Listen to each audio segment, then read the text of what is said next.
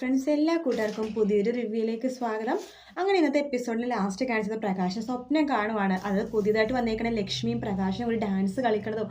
പ്രകാശാണെങ്കിൽ കോട്ടും സ്യൂട്ടൊക്കെ വില കൂടിയ കോട്ടും സ്യൂട്ടൊക്കെ ഇട്ടിരിക്കുകയാണ്. ലക്ഷ്മിയാണെങ്കിൽ വില കൂടിയ സാരിയെ കൊടുത്ത് പ്രകാശനോട് ഡാൻസ് കളിക്കുന്ന ഭാഗമാണ് ഇന്നത്തെ എപ്പിസോഡ് ലാസ്റ്റ് കാണിച്ചത്. അങ്ങനെ പ്രകാശൻ ആ ഒരു ഇതൊക്കെ ഓർത്തിട്ട് സ്വപ്നം കണ്ടുകൊണ്ടിരിക്കുക കേട്ടോ.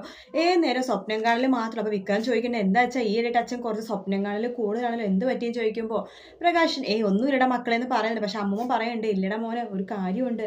കാര്യം എന്ത് കാര്യം? അമ്മ വെറുതെ ഇരിക്കമ്മ എന്നൊക്കെ പ്രകാശൻ ഇങ്ങനെ പറയാട്ടോ.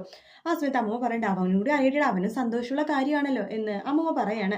ശേഷം വിക്രത്തോട് പറയണ്ടത് വേറൊന്നുമില്ലടാ, നിനക്ക് അമ്മയാവാൻ വരുന്ന പോകുന്ന ആളെ നമ്മുടെ പ്രകാശൻ കണ്ടു എന്ന്. സത്യമാണോ അച്ഛാ?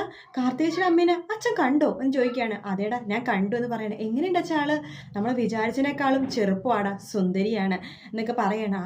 അടിപൊളി. അപ്പോൾ അച്ഛൻ എങ്ങനെയാണ് കണ്ടത്? കാർത്തിക കണ്ടില്ല, അവർ രണ്ടുപേരും റിസോർട്ടിൽ കയറി പോണത് ഞാൻ കണ്ടായിരുന്നു. ബാലനെ കൊണ്ടിട്ട് അത് അന്വേഷിപ്പിച്ചു. അത് കാർത്തികയുടെ അമ്മയാണെന്ന് തന്നെ അറിയണമല്ലോ.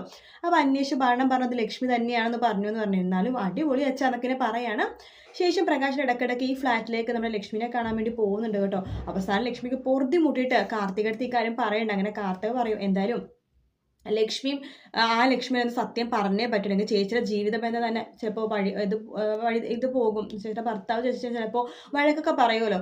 അപ്പോൾ അതുകൊണ്ട് എന്തായാലും നമുക്ക് സത്യങ്ങളെല്ലാം തന്നെ പ്രകാശിനെ അറിയിക്കാമെന്ന് പറയുകയാണ്. അങ്ങനെ പ്രകാശൻ സത്യങ്ങളൊക്കെ അറിയാവുന്നൊരു ഭാഗം ഉടനെ തന്നെ ഉണ്ടാവും കേട്ടോ. കാരണം ഈ ലക്ഷ്മിയല്ല താൻ കല്യാണം കഴിക്കാൻ വേണ്ടി ആഗ്രഹിച്ച ലക്ഷ്മി എന്നുള്ള സത്യം പ്രകാശൻ അറിയും. അതോടുകൂടി പ്രകാശൻ ആകെ നാണം കെട്ട് നാണിച്ച് പോകും.